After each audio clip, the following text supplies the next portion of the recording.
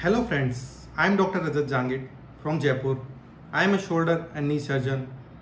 So many of our patients have asked us this question that whether do you operate ACL reconstruction with a particular technique. So they mention a specific technique and ask us whether do you operate with this technique or not.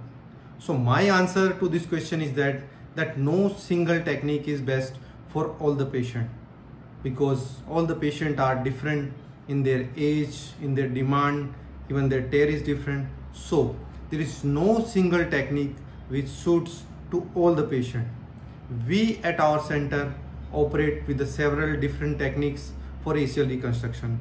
I would mention one by one all of them. So the first technique which we use is the standard ACL reconstruction, wherein we use the endo button on the femur side and we use a bio screw for fixation on the tibial side, and we use a soft tissue graft, and this is without the brace. The second modification is the standard ACL reconstruction with the internal brace augmentation.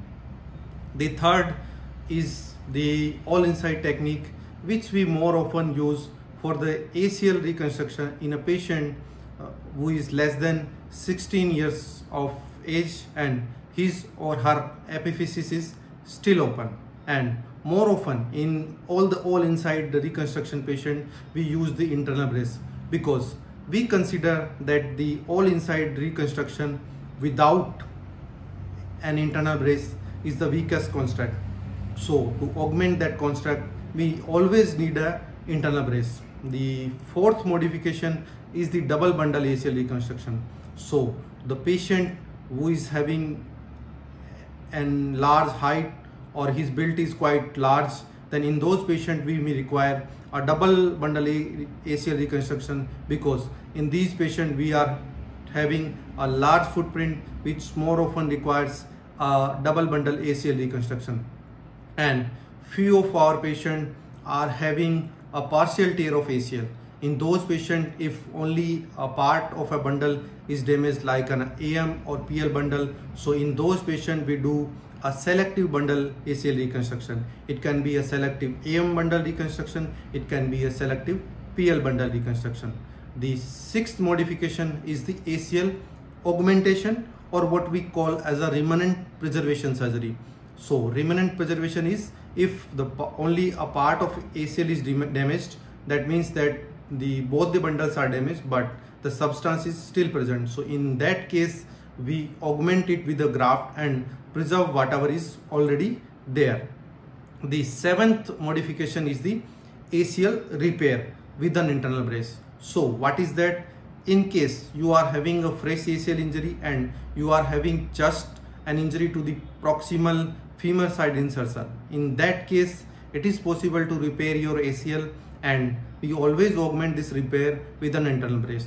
So these are 7 different techniques which we use for our patient to get the best results.